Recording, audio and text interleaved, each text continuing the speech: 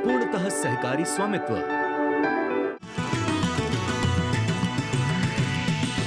DD किसान, बदलते भारत की शान।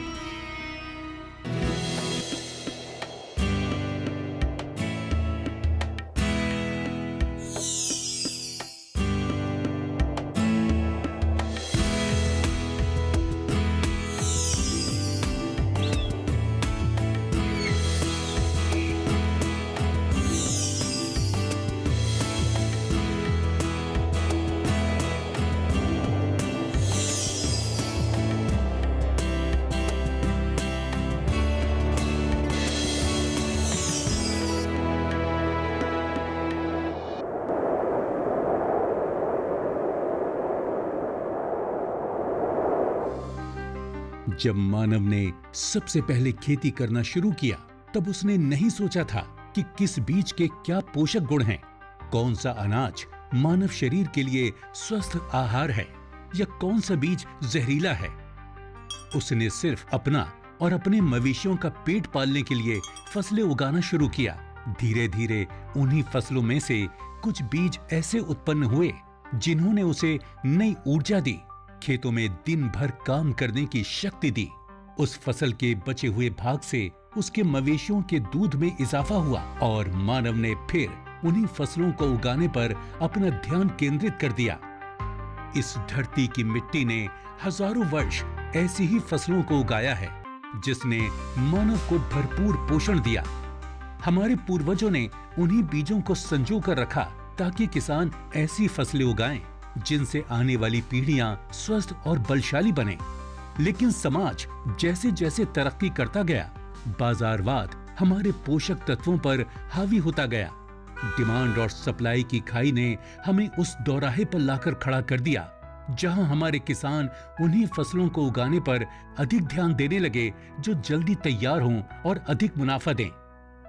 इसी दौड़ में हमने उन अनाजों को भुला दिया जो हजारों वर्ष हमारे स्वस्थ जीवन का हिस्सा रहे। कोदो, कुटकी, कांग, मड़िया, रागी, सांबा, चिन्ना, मक्का, बाजरा या कहें तो मिलेट्स यानी मोटे अनाज या श्री अन्न कहीं गायब हो गए थे।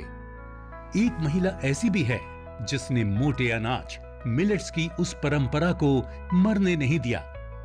जो काम पढ़े लिखे लोग नहीं कर पाए, एक अनपढ़ महिला ने कर दिखाया।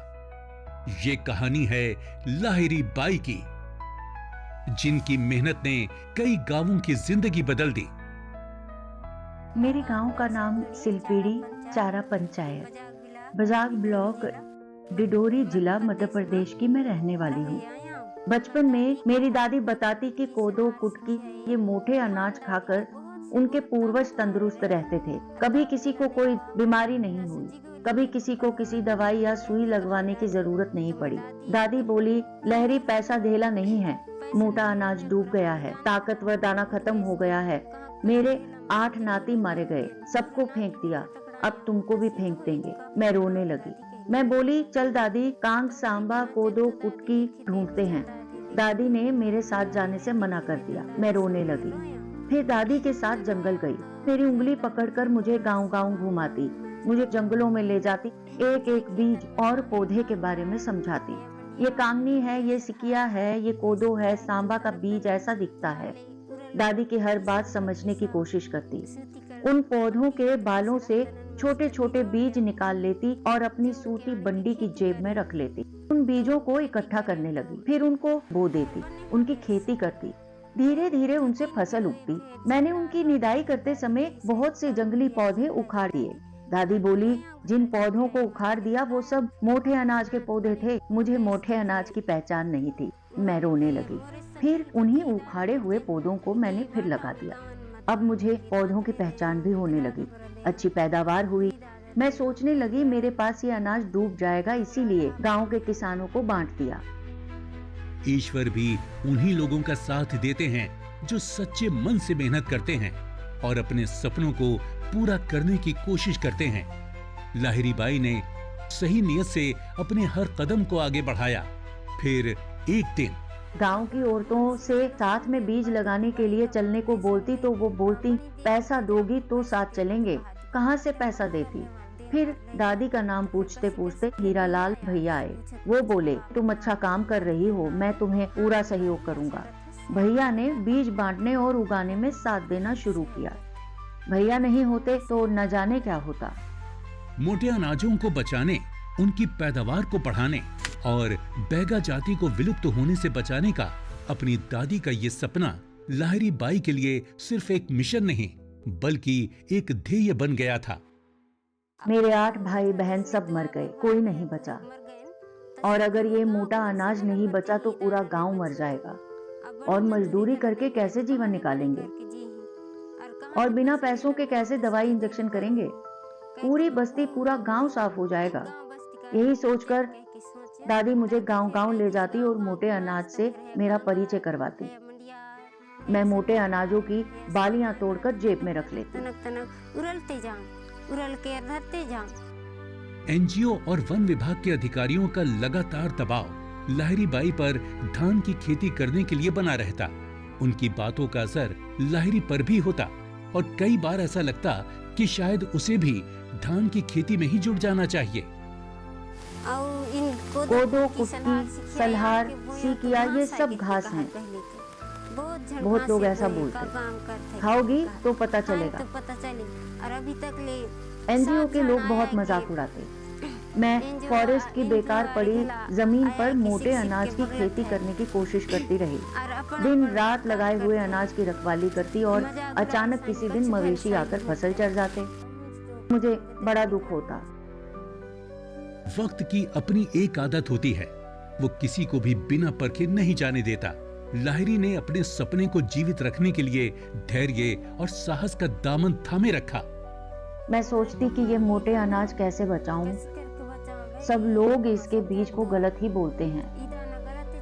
मैं धीरे धीरे छुप छुप कर ये बीज बोती रही। मुझे डर लगता रहा। पहले मैं ये बीज खुद रख लेती थी, फिर उन गरीबों को दे देती थी जो भूख से मर रहे होते।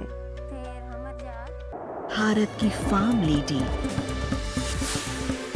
मैं हूँ धरती की शान। नैनो यूरिया प्लस अपनाओ, अधिक उपज गुणवत्ता पाओ, इसमें है गुण अपार, उपज के लग जाए भंडार, ये है शक्तिशाली और प्रभावशाली। 20% नाइट्रोजन का असर दमदार। इफ्को नैनो यूरिया प्लस दे वही दाम में बेहतर पैदावार। Come on boys, let's go practice। अरे रुक यार, मेरे बैंक अकाउंट में गलत एंट्री का प्रॉब्लम हो गया है। तो बैंक को कंप्लेन करना। बैंक को लिखे 1 महीना हो गया है, बट वो गूगली पे गूगली डाले जा रहे हैं। तो आरबीआई के लोकपाल को इन्फॉर्म करो। रुक, मैं समझाता हूँ। जैसे क्रिकेट में थर्ड अंपायर, वैसे ही आरबीआई का ओम्बुड्समैन। आरबीआई कहता है अगर बैंक आपकी कंप्लेंट को 1 महीने में नहीं सुलझाता तो आप आरबीआई के कंप्लेंट मैनेजमेंट सिस्टम पर ऑनलाइन कंप्लेंट कर सकते हैं। ये आरबीआई का आसान तरीका है आपकी कंप्लेंट सुलझाने का, और वो भी फ्री। आरबीआई कहता है जानकार बनिए, सतर्क रहिए। नैनो यूरिया प्लस अपनाओ, अधिक उपज गुणवत्ता पाओ, इसमें है गुण अपार, उपज के लग जाए भंडार, ये है शक्तिशाली और प्रभावशाली। 20% नाइट्रोजन का असर दमदार। इफ्को नैनो यूरिया प्लस दे वही दाम में बेहतर पैदावार। ये तुम्हारा खेत नहीं, खेल का मैदान है। अकेले क्या कर लोगे? अकेले नहीं, मेरे साथ है मेरा यार, जिसके सामने हुई अड़ियल मंडूसी की भी हार तुम्हारी तरह। IIL के ट्रैक्टर ब्रांड का मिलियन, गेहूं का पहरेदार, अड़ियल मंडूसी की हार। इफ्को नैनो यूरिया प्लस की बात है निराली, गुण है इसके दमदार शक्तिशाली, किसानों के जीवन में लाए खुशहाली, हो खेतों में हरियाली ही हरियाली। 20% नाइट्रोजन का असर दमदार। इफ्को नैनो यूरिया प्लस दे वही दाम में बेहतर पैदावार। नैनो यूरिया प्लस अपनाओ, अधिक उपज गुणवत्ता पाओ, इसमें है गुण अपार, उपज के लग जाए भंडार, ये है शक्तिशाली और प्रभावशाली। 20% नाइट्रोजन का असर दमदार। इफ्को नैनो यूरिया प्लस दे वही दाम में बेहतर पैदावार। भारत की फार्म लेडी, मैं हूँ धरती की शान। लाहिरी बाई को उम्मीद थी कि उसके अपने गांव के बैगा लोग उसके सपने को पूरा करने में उसका साथ देंगे, लेकिन जब उसने मदद के लिए हाथ बढ़ाया तो कोई भी साथ देने को तैयार नहीं था। उसका जीवन 2 हिस्सों में बढ़ चुका था। एक तरफ मजदूरी का कठोर परिश्रम और दूसरी तरफ अनाजों को बचाने का संकल्प। आखिरकार लाहिरी बाई की अथक मेहनत और संघर्ष का फल मिल ही गया। उसने इतने मोटे अनाज के बीज इकट्ठे कर लिए कि उसने एक बीज बैंक बना डाला। मैं मिट्टी की कोठी बनाकर बीजों को रख रही थी और फिर गांव-गांव किसानों को पहुंचाती थी। कांग, मंडिया, सीकिया, सांबा ये सब अलग अलग प्रजाति हैं। कुटकी की बहुत सी प्रजाति होती है, कोदो की भी कई प्रजातियां होती हैं और ऐसे ही मंडिया की भी बहुत प्रजाति है। ये सब अलग अलग प्रजाति के मोटे अनाज हैं। पूरे 150 प्रजाति है। दादी के पुरखों के जमीन से ये चलती आ रही है और 100 बरस तक ये खराब नहीं होते। ये बहुत ताकतवर अनाज है, ना इन्हें घुन लगता है और ना ही ये पानी से खराब होते हैं। जैसे जैसे ये पुराने होते हैं, ये सैले होते जाते हैं। मैं हर कोठी से अनाज निकालकर चूहों की लिंडियां तक साफ करती रही, फटकती, छानती और फिर वापस कोठी में रख देती। जब किसान आते, जरूरतमंद आता और अनाज मांगते तो मैं उनकी ही पसंद का बीज उन्हें दे देती हूँ। लाहिरी बाई ने अपने संघर्ष और मेहनत से जो बीज बैंक बनाया था, उसे अब वो सिर्फ अपने गांव तक सीमित नहीं रखना चाहती थी। उसने एक अनोखे जुलूस की शुरुआत की, जिसमें वो अपने गांव के साथ साथ दूर दराज के गांवों में भी मोटे अनाज के बीज बांटने के लिए निकल पड़ी। लाहिरी के इस जुलूस का उद्देश्य सिर्फ बीज बांटना नहीं था, बल्कि वो एक नई उम्मीद और समृद्धि का संदेश लेकर चल रही थी। वो सिर्फ देना जानती थी, बिना किसी स्वार्थ के, बिना किसी अपेक्षा के। उसके पास ना कोई शिकायत थी, ना कोई गिला। जो गांव वाले कभी उसके संघर्ष के दिनों में उसके साथ खड़े नहीं हुए थे, आज वही लोग उसकी उदारता और दया के साक्षी बन रहे थे। लाहिरी की महानता इस बात में थी कि उसने उन सभी कठिनाइयों को भुला दिया जिनसे वो गुजरी थी, और बस एक ही चीज पर ध्यान दिया, अपने दादी के सपने को साकार करना। वो न सिर्फ बीज बांट रही थी, बल्कि पूरे समुदाय में एक नई सोच और जागरूकता का बीज बो रही थी।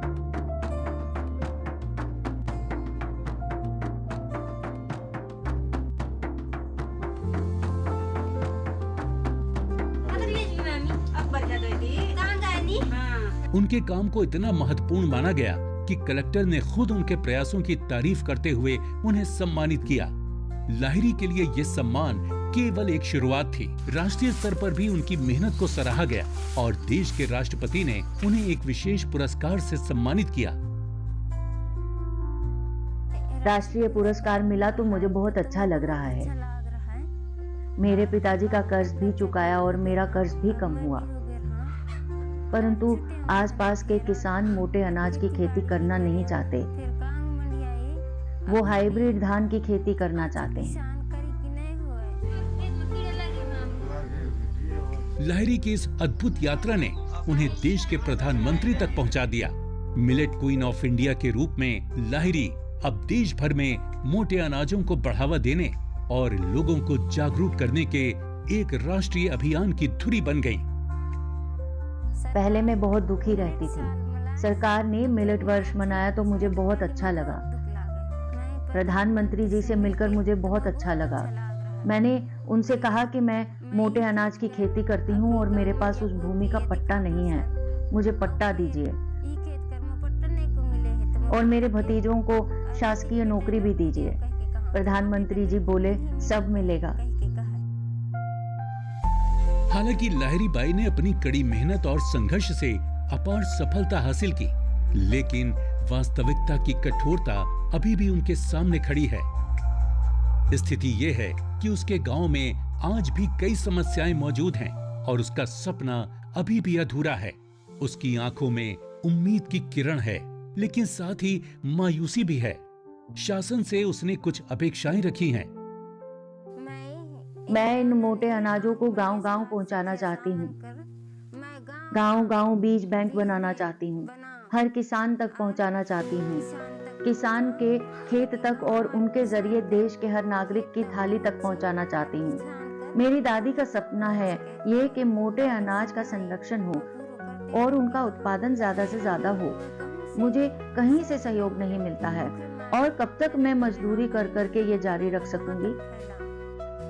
लाहिरी बाई के प्रयासों को आज केवल एक स्थानीय किसान के रूप में नहीं बल्कि एक प्रेरणा स्रोत के रूप में मान्यता मिली है। उसकी मेहनत और संघर्ष ने उसे एक अनपढ़ महिला किसान से लेकर भारत की फार्म लेडी तक पहुंचा दिया है। आज लाहिरी बाई पीएचडी छात्रों को मोटे अनाजों और मिलेट्स के गहरे ज्ञान से अवगत कराती हुई नजर आती हैं। ये उनके लिए एक गर्व का क्षण है जब वो उन छात्रों को सिखाती हैं जो कृषि के क्षेत्र में अनुसंधान कर रहे हैं। पीएचडी करने वाले छात्रों को सिखाती हूँ, वर्कशॉप लेती हूँ, बीज दिखाकर उनको बताती हूँ ये कांग है, ये मंडिया है, सलहार है, इसकी पहचान ऐसे करते हैं। सब लोगों को देखकर मुझे बहुत अच्छा लगता है।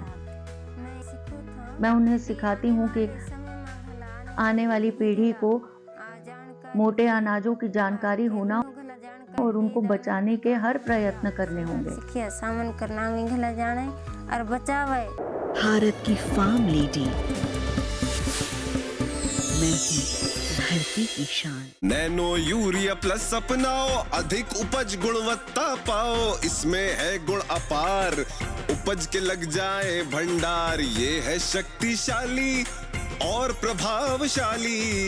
20% नाइट्रोजन का असर दमदार। इफ्को नैनो यूरिया प्लस, दे वही दाम में बेहतर पैदावार।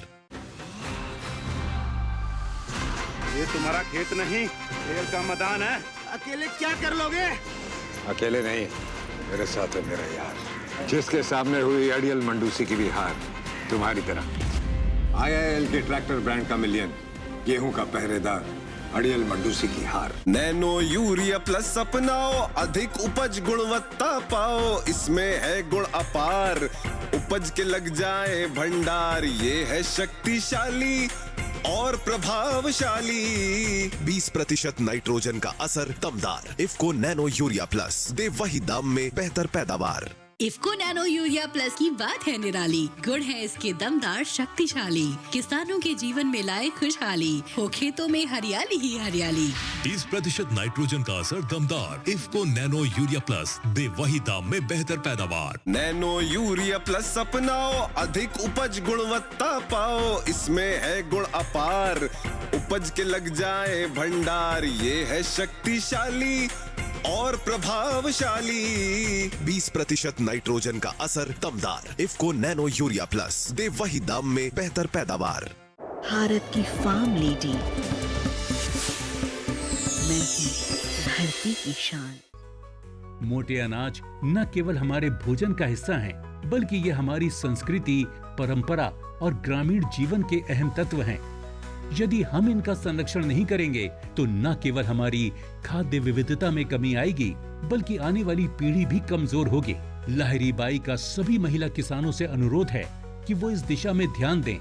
ये केवल एक व्यक्तिगत जिम्मेदारी नहीं है बल्कि ये पूरे समुदाय, समाज और राष्ट्र के लिए एक अनिवार्य कदम है।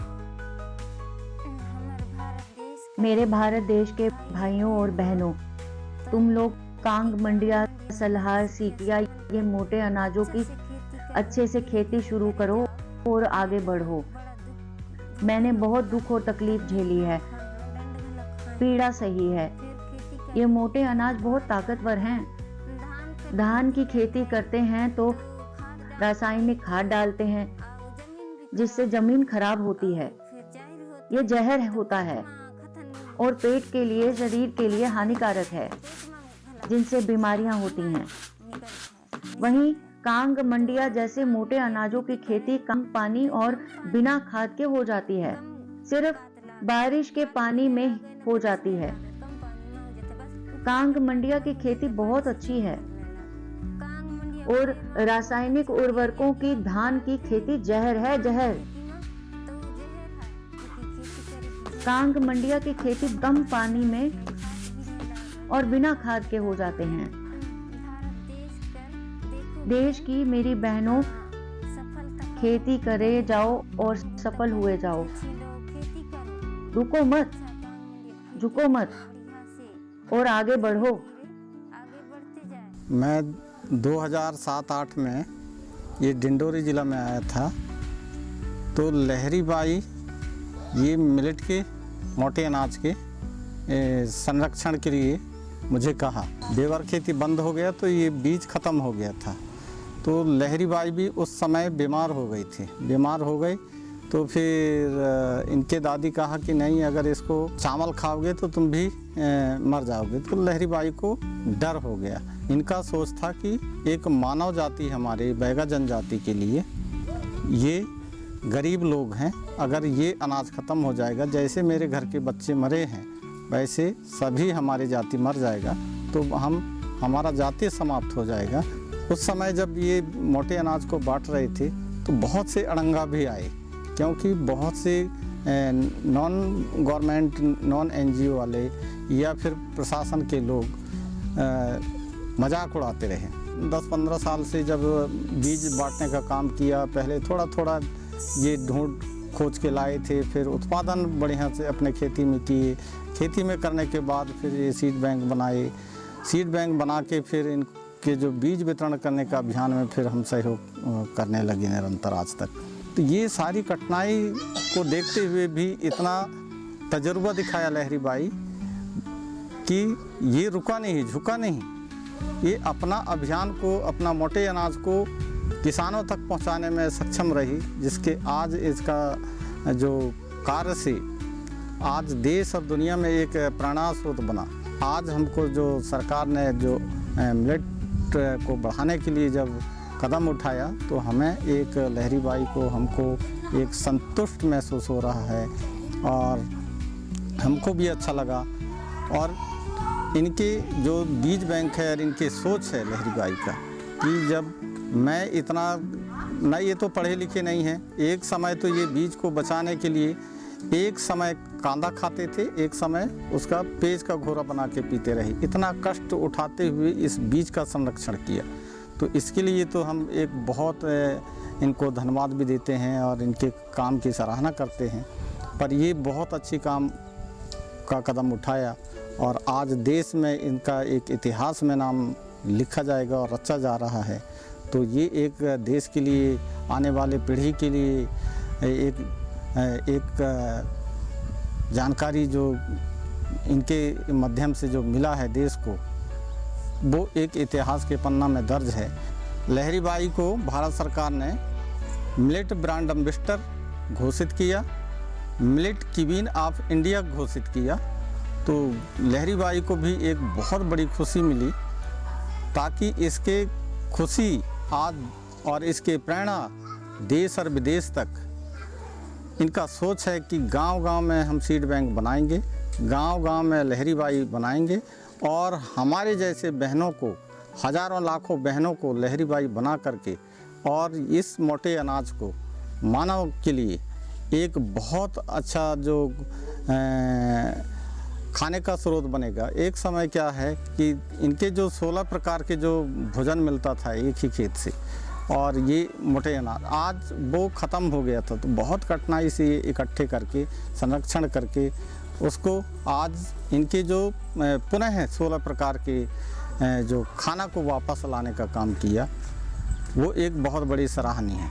लहरी बाई अच्छी काम करवा रही है, बीज बाहरी सब बांट रहे है, गांव-गांव बांट रही है। बीजा मड़िया है, इन सावा, कुटकी, जेन, गुरठा, आगे चल के पीढ़ी में और थोड़ी कम गहरा है था। उखर लहरी बाई के काम बहुत ऊंचा है और बैठक भी लगाता है तो सब्जी घाव बांटते हैं बीजा बाहरी, सबके लिए अच्छी है। तो लहरी बाई अच्छी काम करती है। लहरी बाई जो कि बहुत अच्छा काम कर रही हैं, इन्होंने मिलेट के उत्पादन से लेकर प्रसंस्करण तक बहुत अच्छा काम किया है और इसे आगे सजो कर रखने का कार्य किया है, जिसे अन्य जगह पर लहरी बाई जी को पुरस्कृत भी किया जा चुका है। लहरी बाई देखो पूरे बीजा को बांट रहे हैं, पूरे देश देश में, पूरे गांव-गांव में बांट रहे हैं।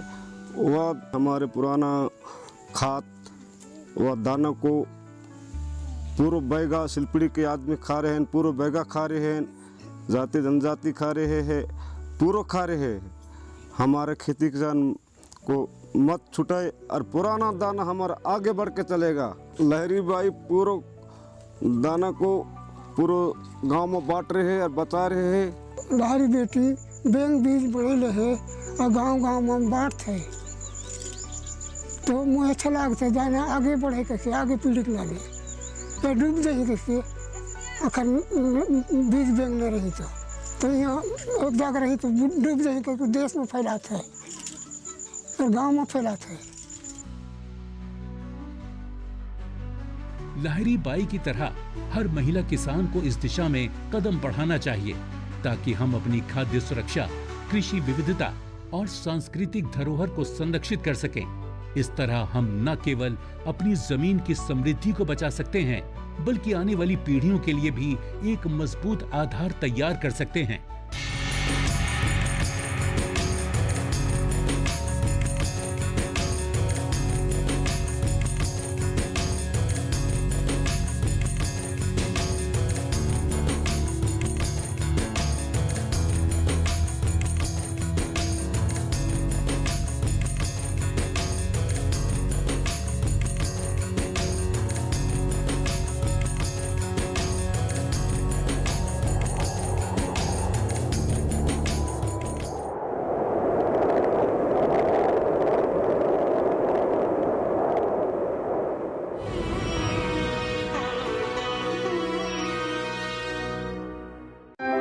इस कार्यक्रम के प्रायोजक थे इफ्को।